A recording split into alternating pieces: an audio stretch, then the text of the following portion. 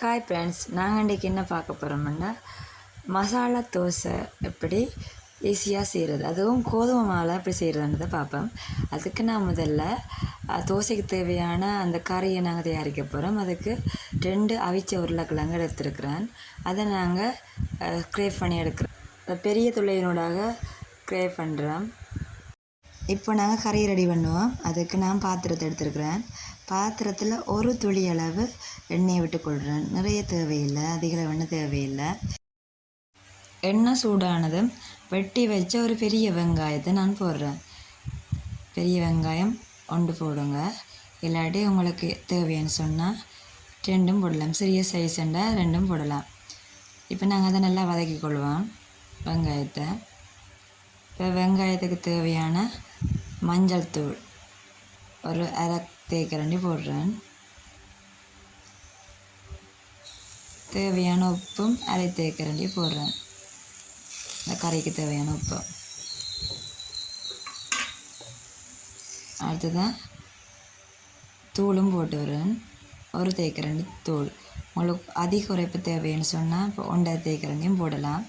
அதை விட கூடன்னு சொன்னால் அது டேஸ்ட்டாக இருக்காது. இப்போ ஒரு தேக்கரண்டி 1.5 தேக்கரண்டி நீங்கள் தூளை பயன்படுத்துங்க. இதுக்கப்புறம் நல்லா நாங்கள் அந்த தூளை வெங்காயத்தோடு செய்கிற மாதிரிக்கு அதை நாங்கள் கிளறி விடுவோம். வெங்காயம் கொஞ்சம் வதங்கணும். அதுக்கு நாங்கள் இன்னும் கொஞ்சம் மேலதிகமாக ஒரு துளி எண்ணெயை விடுவோம். இது போதுமானதாக இருக்கும். இப்போ அதுக்கு பிறகு நான் சீவி வச்ச உருளைக்கிழங்கை இதோடு சேர்க்குறேன். உருளைக்கிழங்கு அந்த வெங்காய கலவையோடு செய்கிற மாதிரிக்கு நாங்கள் அதை நல்லா கிளறி விடுவோம். மிக்ஸ் பண்ணிக்கணும். நல்லா மிக்ஸ்ட் ஆகும் மாதிரி நாங்கள் அதை உருளைக்கிழங்கு சேர்த்துட்டு இப்போ நான் நல்லா கிளறி விட போகிறேன். வெங்காயத்தோடு இந்த உருளைக்கிழங்கு செய்யும்போது இதை நாங்கள் கிளறி விடுவோம். தூளும் அதோடு சேரணும். இப்போ நாங்கள் கறியை ரெடி பண்ணிட்டேன். இப்போ தோசை மாவு ரெடி பண்ண போகிறேன். அதுக்கு ஒரு சுண்டளவு கோதுமை மாவு எடுக்கிறேன். நீங்கள் கோதுமை தோசை தான் சுட போகிறேன். உங்களுக்கு தேவைன்னு சொன்னால் உளுந்து தோசையும் சுட்டுக்கொள்ளலாம். இப்போ நான் கோதுமை மாவை பயன்படுத்தி தோசை மாவை குழைக்க போகிறேன். கோதுமை மாவு ஒரு சுண்டு எடுத்துருக்கிறேன். அதுக்கு தேவையான உப்பு 1/4 தேக்கரண்டி உப்பு, 1/4 தேக்கரண்டி மஞ்சள் தூள் போட்டு அதை நல்லா மிக்ஸ் பண்ணுவேன். மிக்ஸ் பண்ணிவிட்டு இப்போ நான் தண்ணியை விட்டு தோசை மாவை குழைக்க போகிறேன். இப்போ அந்த கோதுமை வாண்டதுனால நல்லா கட்டியாக வரக்கூடாது. கட்டி இல்லாமல் நல்லா குழைச்சி கொள்ளணும். கொஞ்சம் கொஞ்சமாக தண்ணியை விட்டு இதை நான் குழைச்சி கொள்கிறேன். மஞ்சள் போட விருப்பம்னா மஞ்சள் போடலாம், இல்லாட்டி மஞ்சள் போடாமலும் விடலாம்.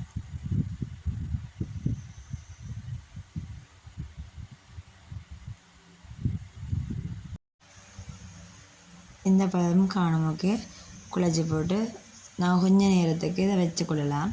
பாருங்க, இது நல்லா கட்டி இல்லாமல் திருப்பி நல்லா கையால் நாங்கள் அதை கரைக்கணும். கட்டி வரக்கூடாது. இப்போ தோசை மாவும் ரெடி. இப்போ நாங்கள் தோசையை நாங்கள் ஊற்றி கொள்ள போகிறோம். அதுக்கும் ஒரு துளி அளவு எண்ணெயை விட்டு தோசையை ஊற்றுறோம். தோசையின் ஒரு பக்கம் 3/4 பதம் அளவு வெந்ததும் நாங்கள் அதை திருப்பி போடுவோம். இப்போ நாங்கள் அதில் கறியை வைப்போம்.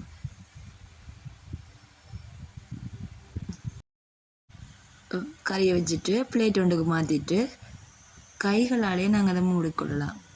வேறு கையாலே மூடுவோமா.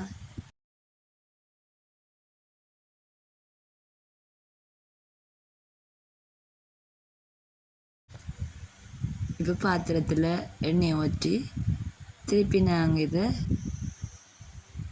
பொரிச்செடுக்க போகிறோம். இப்போ அந்த தோசையில் 2 பக்கமும் மூடாமல் இருக்குது. அதை மூட வைக்கிறதுக்காண்டி 2 கரைக்கும் நாங்கள் தோசை மாவை மெல்லிய படியாக அதை ஊற்றி கொள்ளுவோம். திக்காகாமல் ஊற்றுவோம். ஏண்டா 2 பக்கம் மூடுறதுக்காண்டி தான் நாங்கள் இதை நாங்கள் செய்கிறோம். பிறகு நாங்கள் அந்த பாத்திரத்தில் வச்சு இந்த தோசையை சூடாக்குவோம். அதை நல்லா பொரிய வைக்கணும், நல்லா முருகணும். இந்த பதம் வந்தோடு நாங்கள் தோசையை எடுப்போம். பாருங்க இப்படி வந்திருக்கேன். நல்லா முருகி வரணும் கரையெல்லாம். அது பிறகு தான் எடுக்கணும். மசாலா தோசை ரெடி ஆகிட்டுது பாருங்கள், 3 சுட்டு எடுத்தாச்சு. இப்போ பாருங்கள் அது எப்படி இருக்குண்டு. நல்லா உள்ளே வெந்திருக்கணும். நல்லா நாங்கள் முருகை விட்டால் நல்லா வெந்திருக்கும். அப்போ தான் டேஸ்ட்டாக இருக்கும். அவசரப்பட்டு எடுக்காமல் நாங்கள் முருகை விடுவோம். இந்த தோசை உங்களுக்கு பிடிச்சிருந்தா லைக் பண்ணுங்கள், ஷேர் பண்ணுங்கள், மறக்காமல் சப்ஸ்கிரைப் பண்ணி விடுங்க. தேங்க்யூ ஃபார் வாட்சிங்.